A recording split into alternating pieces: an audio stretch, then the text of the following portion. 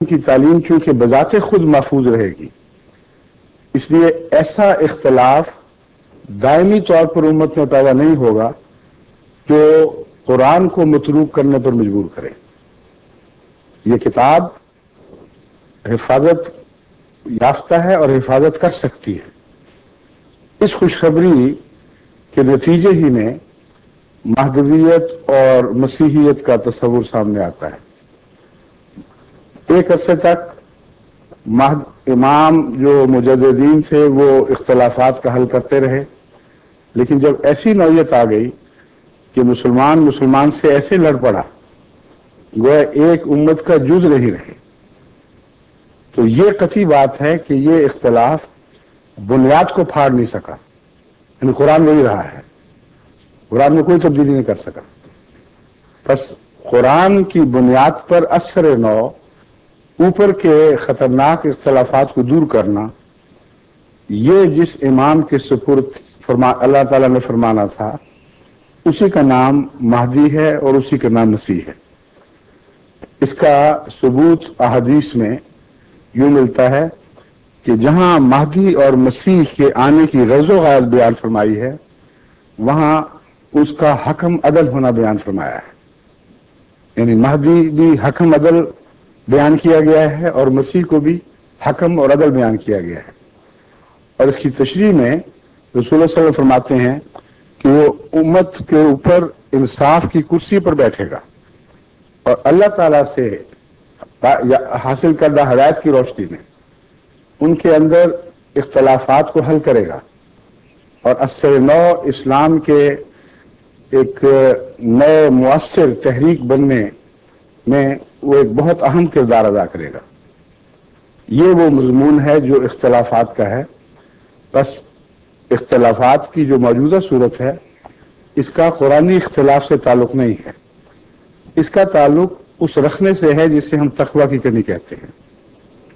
جب تقویٰ کی کمی پیدا ہو جائے تو وہ اختلاف جو پہلے بزرگ ایک بڑے حوصلے سے ایک دوسرے کے برداشت کرتے رہے، وہ اختلاف برداشت کرنے کا حوصلہ اٹھ جاتا ہے، پھر کفر کے فتوے، پھر دائرہ اسلام سے خارج ہونے کے فتوے چلتے ہیں، پھر ایک فرقہ دوسرے فرقے کے خون کو مباح قرار دیتا ہے، اس کا قتل جائز ہے۔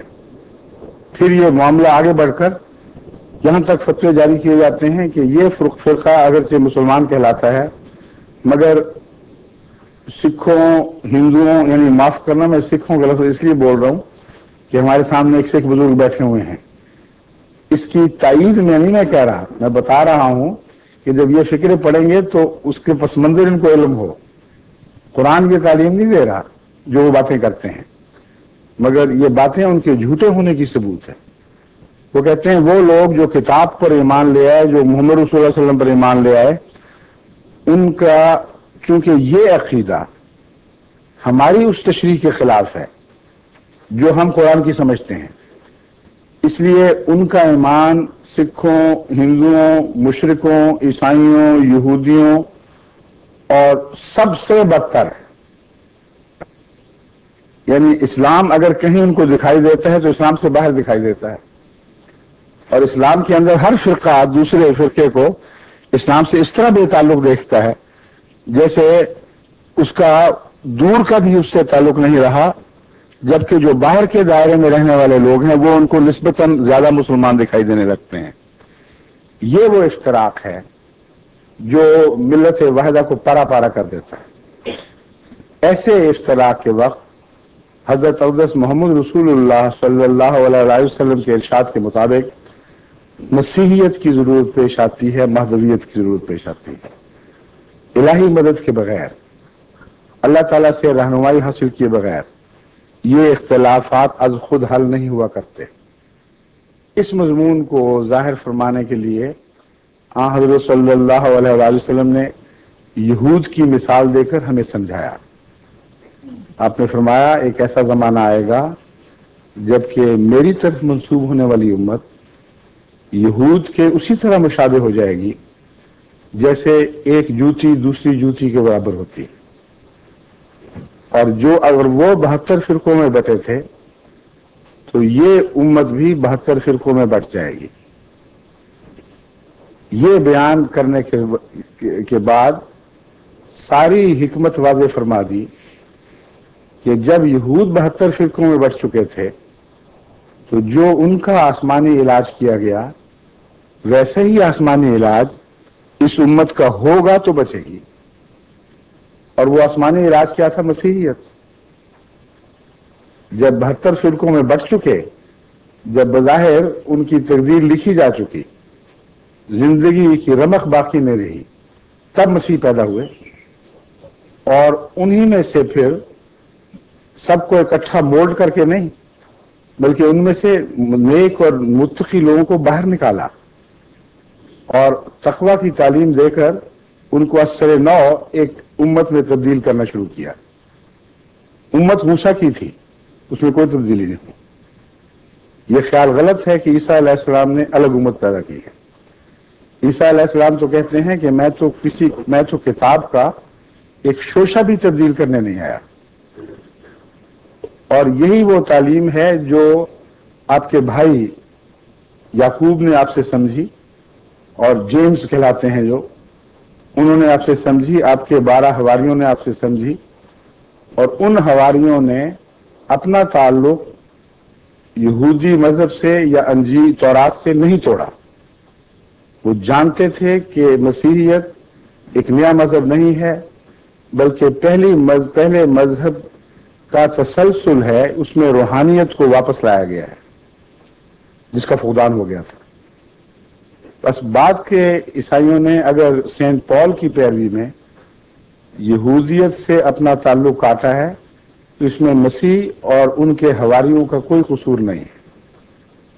آپ عیسائیت کی تاریخ پڑھ کے دیکھ لیں، آج بھی تمام محققین عیسائی اس بات پر متفق ہیں کہ وہ لیڈرشپ جو مسیح نے پیچھے چھوڑی تھی، وہ مسلسل اس بات پر اصرار کرتے رہے کہ حضرت مسیح کو نیا مذہب نہیں لائے، بلکہ پہلے مذہب ہی کی تجدید فرمائی ہے. اور کوئی تبدیلی، کوئی شوشہ بھر بھی تبدیلی نہیں کی. اس لیے وہ کلیتاً موسوی مذہب کی پیروی کے اندر رہتے ہوئے حضرت مسیح کے تابع ہوئے. جو بعد میں رو چلی ہے وہ سینٹ پال کا مذہب ہے، اور انہوں نے عیسائیت کی شکل ہی بالکل بدلا دی. بس میں آپ کو اس حوالے سے بتا رہا ہوں، جب رسول اللہ صلی اللہ علیہ وسلم فرماتے ہیں تو آپ سینٹ پال کی بات نہیں کر رہے، آپ حضرت عیسیٰ علیہ السلام کی اور ان حواریوں کی بات کر رہے ہیں جنہوں نے عیسیٰ سے تربیت پائی تھی. آپ فرماتے ہیں ویسا ہی دور شروع ہوگا اور مسیح نازل ہوگا. بس نزول مسیح کی یہ حقیقت ہے. اور ہمارے نزدیک امت کے اختلاف دور کرنے کے لیے وہی علاج جو پہلے کارگر ثابت ہو چکا ہے، اس کا اعادہ ضروری تھا. بس اگر بیماری یہودیت ہے، جیسے کہ رسول اللہ صلی اللہ علیہ وسلم نے فرمایا، تو علاج مسیحیت ہے. اب آگے یہ بحثیں چلیں گی کہ پرانا مسیح واپس آئے گا یا امت محمدیہ میں مسیح پیدا ہوگا. میں سوال کبھی نہیں چھیڑتا ہوں کہ بہت سے لوگوں نے سوال کرنے ہوں گے، مگر آپ نے جو اختلاف کی بات کی تھی، میں نے اس کی اختصار کے ساتھ تاریخ بیان کر دی ہے اور نوعیت پر روشنی ڈالی ہے. شکریہ.